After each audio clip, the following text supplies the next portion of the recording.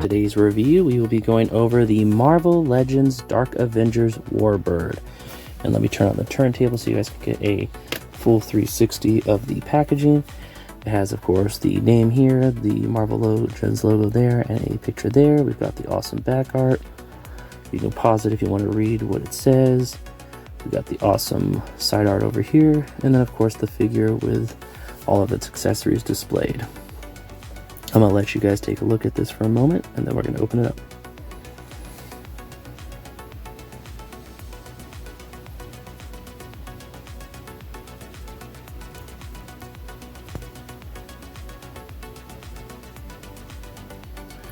And here we have the Warbird out of her packaging, and she comes with two sets of hands, the two open hands that are on her, and the two fist hands that I'm having a hard time picking up. Here we go. And they're all, of course, on the same exact hinge where it goes in and out. Then we have the two energy blast effect arm parts that we've seen with other Marvel Legends like Firestar and others. Then we have the second portrait, or the second head, which is her flowing hair with her eyes all aglow, in a more stern kind of face. And then now we are going to take a look at her normal eyed head, where it's got her non-glowing eyes and a more kind of, neutral face. And then we've got the hands, which are the sprawled out hands that are on the wrist rockers like this. And then it's the same articulation as the Warbird Captain Marvel that came out before.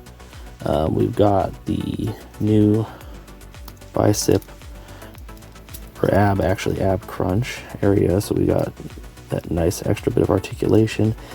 We've got the not waist swivel, but ab swivel.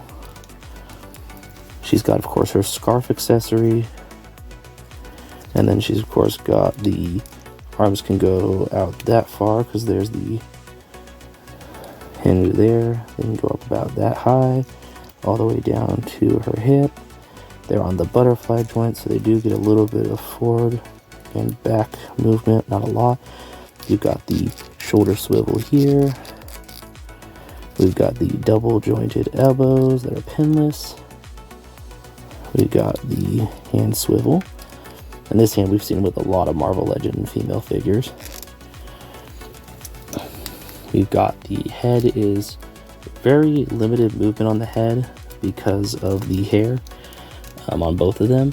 But I'm going to pull off the head to show you that it is a dumbbell, I think. So not my favorite articulation when it comes to the heads. Then of course there's that cool ab crunch. The legs can go that far out to her side, that far forward, and very limited back movement. We've got the cut at the hip for hip swivel, and then the pinless knees that help her be able to go that far for floating. So if you want to have her floating, you can have her like that. No boot cut because it's just not on this, unfortunately, but there is the foot rocker here, so you can get a nice side stance. The feet can go that far back, that far forward, good for lunging poses. Articulation overall is very nice. I hope to see this used on more powered female characters and other characters in the Marvel line. Now I'm going to strike her in a cool pose and give my thoughts. And here we have Dark Avengers Warbird.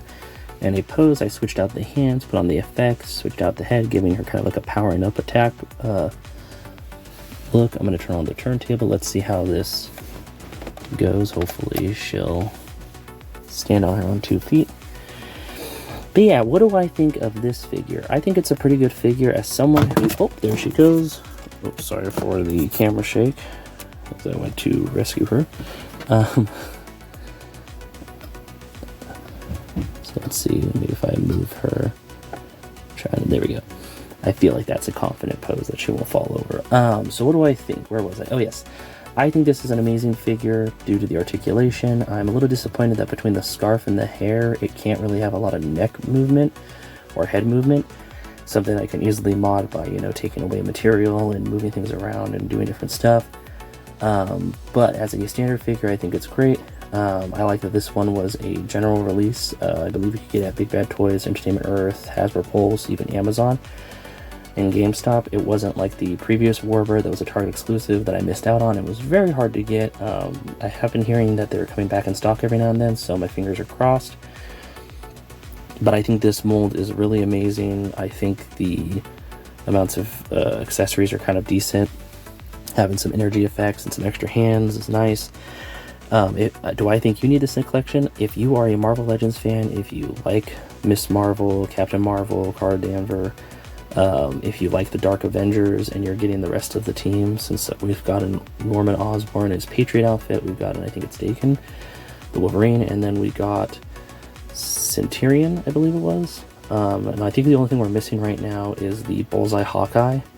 If they do a reissue of that one, that'd be awesome. Or, you know, a modern version using the Hawkeye mold we just recently got from the 60th anniversary of Avengers. I think this figure is amazing. I think it's cool.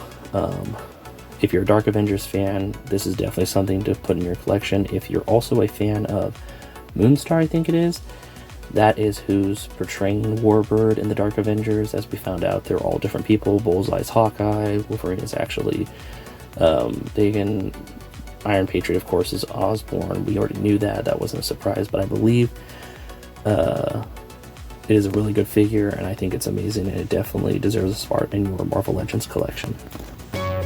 And that about wraps it up. Thanks for stopping by. If you have any comments, leave them in the comment section. If you're feeling generous, share it.